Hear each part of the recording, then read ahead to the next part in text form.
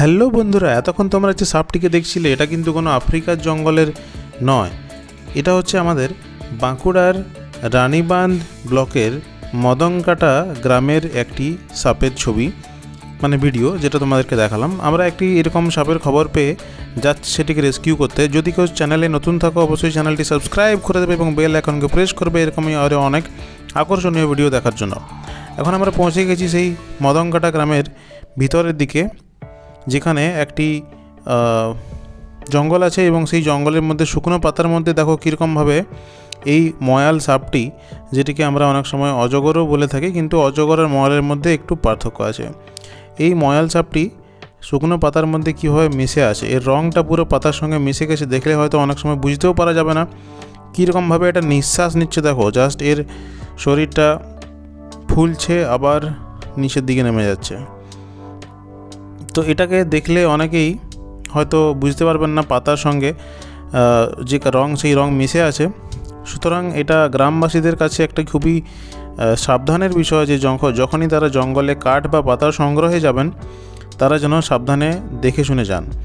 এখন এইরকমভাবে এটি লুকিয়ে বসে আছে। আমরা এটাকে রেস্কিউ করার জন্য গেছিলাম এবং সেখানে এটাকে একটু জাগানোর চেষ্টা করছি। মনে হয় এটা ঘুমাচ্ছিল, কিন্তু জাগাতে গেলে সে রেগে যাচ্ছে, রেগে গিয়ে ছোবল মারার চেষ্টা করছে।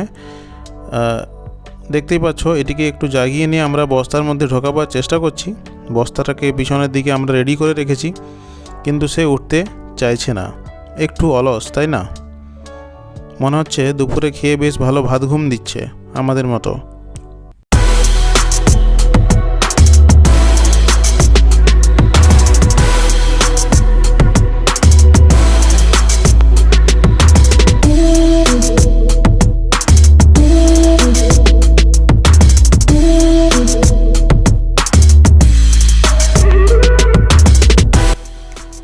কিছুক্ষণ ধরে তাকে বস্তায় ঢোকাবার চেষ্টা করতেই সে রেগে গিয়ে পালিয়ে গেল। হয়তো সে ভয় পেয়েছিল কিছুটা, সে বুঝতে পারছিল না যে আমরা তাকে উদ্ধার করবার জন্য এসেছি। হয়তো সে প্রাণের ভয়ে পালিয়ে যাওয়ার চেষ্টা করছিল।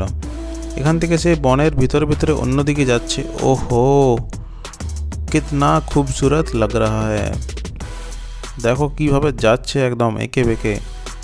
কিন্তু এর ওজন বা লম্বা সব কিছুই অনেক বেশি, আমাদের সাধারণ যে সাপগুলো দেখতে পাওয়া যায় তার থেকে অনেক বেশি, এবং গায়ের রঙটাও পুরো জঙ্গলের পাতার রঙের সঙ্গে মিশে যাচ্ছে। সুতরাং সাধারণ গ্রামবাসীরা দেখলে, এত বড় জন্তুকে দেখলে সাধারণত ভয় পাওয়াটাই স্বাভাবিক, এবং ভয় পেয়ে সেটাকে হয়তো মেরেও ফেলতে পারেন।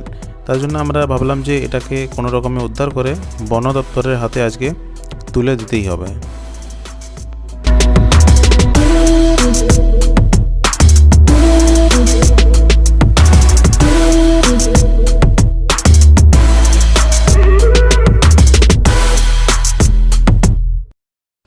তো অনেক কষ্টে এই সাপটাকে আমরা বস্তাবন্দি করেছি।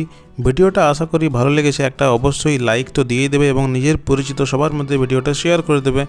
এখন আমরা ওই সাপটাকে বস্তার মধ্যে নিয়ে চলে যাচ্ছি রানীবাঁধ বনাঞ্চলের বন দপ্তরের যে অফিস আছে সেখানে। দেখতেই পাচ্ছ, এটা হচ্ছে আমাদের রানীবাঁধ বন দপ্তরের অফিস। এখানে আমরা সেই বস্তার মধ্যে ওই সাপটিকে নিয়ে এসেছি। দেখতেই পাচ্ছ কি সুন্দরভাবে শান্ত হয়ে, একদম শান্তশিষ্ট ছেলের মতো বসে আছে। তো বন দপ্তরের হাতে ওই সাপটিকে তুলে দিয়ে আমরা নিশ্চিন্ত হলাম। আশা করি পুরো ভিডিওটা খুবই আকর্ষণীয় লেগেছে। সবার মধ্যে শেয়ার করে দাও। দেখা হচ্ছে পরের ভিডিওতে। সবাই ভালো থেকো। চলো আজকের মতো বাই বাই।